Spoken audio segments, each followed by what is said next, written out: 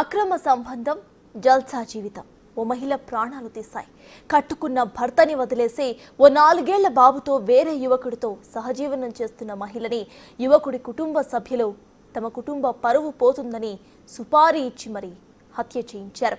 ఎట్టకేలకు వారం రోజుల తర్వాత ఈ కేసును ఛేదించారు పోలీసులు.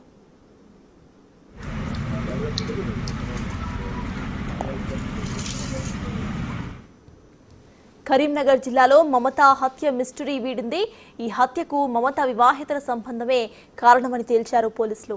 కారులో తిప్పుతూ కత్తితో పొడుస్తూ మమతను హత్య చేశాడు నిందితుడు కళ్యాణ్. అనంతరం కారులో ఉన్న మమత కుమారుడైన 4 ఏళ్ల బాలుని చెన్నైలో ఉన్నట్లు గుర్తించారు. అదుపులోకి తీసుకున్నారు పోలీసులు.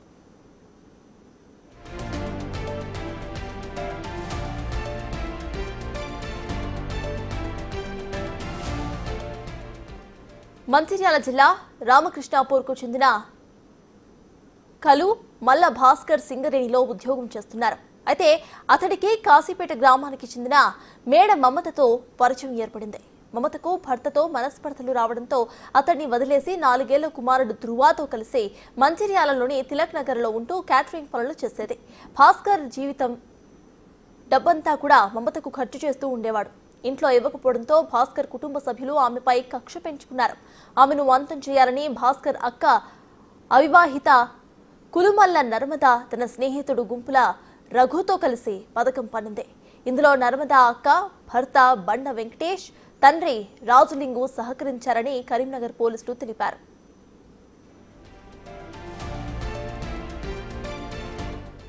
రెస్టారెంట్ అనేది ఒక లొకేషన్ లో Mancherial to Chennur main road పైన అతను కారు ఆపుకోగానే మృతురాలైనటువంటి మమత అతని కారులో ఎక్కడం జరిగింది. సుమారు 4:30 గంటల ప్రాంతంలో ఎక్కిన తర్వాత దాదాపు 2 గంటల సేపు ఇంకా నాకు డబ్బులు ఇస్తాను కదా అని చెప్పి ఆమె ఇతని డబ్బులు అడగడము, ఇతను అక్కడ కొన్ని ఏటీఎంల దగ్గరికి వెళ్ళడము, డబ్బులు విత్డ్రా చేస్తున్నట్టు నటించడము, ఆ విధంగా చేస్తూ దాదాపు 2 గంటల సమయాన్ని అతను కారులోనే తనను దింపిన తర్వాత ఏదైతే ఎక్కించుకున్న ప్లేస్ కొద్ది దూరంలోనే మంచిర్యాల కలెక్టరేట్ ఆఫీస్ ఉన్నది.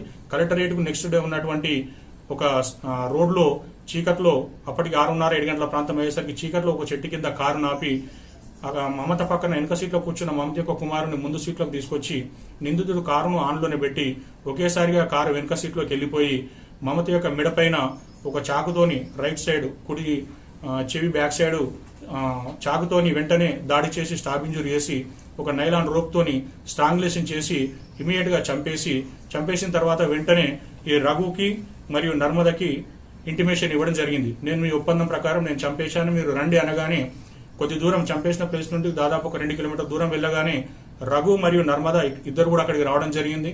వాళ్ళు వచ్చేసి మనం చేసుకున్న ఒప్పందం ప్రకారం నువ్వు చంపేశావని చెప్పగానే ఈ ఎవరైతే ప్రధాన నిందితుడు కళ్యాణ్ ఉన్నాడో కళ్యాణ్ అనేటువంటి వ్యక్తి మన ఒప్పందం ప్రకారం నాకు డబ్బులు ఇవ్వండి అని చెప్పగానే ఈ నర్మద యొక్క బావ వాళ్ళ యొక్క అక్క భర్త అయినటువంటి వెంకటేష్ మరియు నర్మద యొక్క తండ్రి రాజలింగు వీళ్ళిద్దరు కూడా మంచిర్యాల టు చెన్నూరు రోడ్లోని ఒక నిర్మానుష్య ప్రాంతం దగ్గరికి వాళ్ళు ఒప్పుకున్నటువంటి డబ్బులు 4 లక్షల రూపాయలు మరియు ప్రధాన నిందితుడు నా కారులో డీజిల్ అయిపోయిందనగా ఒక క్యాన్ లో డీజిల్ తీసుకుని అక్కడికి రావడం జరిగింది.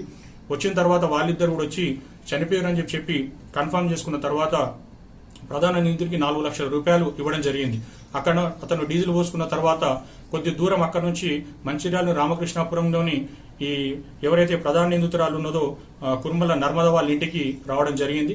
నర్మద వాళ్ళ ఇంటికి కొద్ది దూరంలోనే కారు నాపగానే నా యొక్క బాడీ పైన, షర్ట్ పైన మరియు ప్యాంటు పైన మొత్తం రక్తం మరకలు పడ్డాయని చెప్పగానే నర్మద ఇంట్లోకి వెళ్ళేసి వాళ్ళ తమ్ముని యొక్క భాస్కర్ యొక్క లోయర్ ప్యాంటుని తీసుకొని ఇవ్వగానే ఒక నైట్ ప్యాంటు తీసుకొని ఇవ్వగానే ఆ నైట్ ప్యాంటును అక్కడనే అతను పక్కకెళ్లి చేంజ్ చేసుకుని అప్పటికే అతను కారులో ఉన్నటువంటి అతని యొక్క షర్ట్ తీసుకొని ఆ ప్యాంటును షర్టును ఈ నిందితురాలైనటువంటి నర్మదకు మరియు తన యొక్క బావైనటువంటి వెంకటేష్కి ఇవ్వగా ఆ యొక్క ప్యాంటు షర్టును రక్తం మరకలతో ఉన్నటువంటి తీసుకెళ్లి వాళ్ళ ఇంట్లోనే వీళ్ళిద్దరూ కలిసి కూడా కాల్ చేసి ఎలాంటి యాష్ గానీ ఏం గానీ ఏర్పడకుండా మొత్తం నీటితోని కొట్టివేయడం జరిగింది.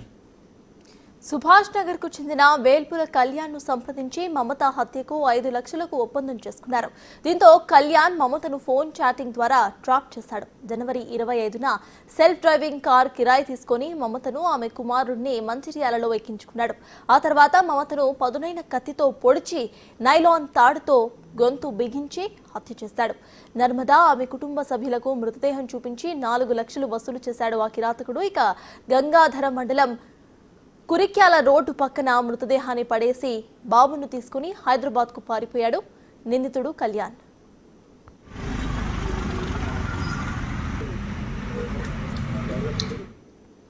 మమత కేసుని ప్రతిష్టాత్మకంగా తీసుకున్న పోలీసులు కళ్యాణ్ అద్దెకు తీసుకున్న కార్, అతని సెల్ ఫోన్ సిగ్నల్స్ ఆధారంగా కేసు దర్యాప్తును వేగవంతం చేశారు.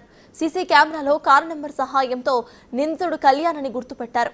ఇక కళ్యాణ్ ధ్రువని తీసుకుని చెన్నై వెళ్లాడని పసిగట్టిన పోలీసులు అక్కడి పోలీసులకు సమాచారం అందించారు. ఇక వాళ్ళ సహకారంతో బాలుడు ధ్రువని రక్షించారు.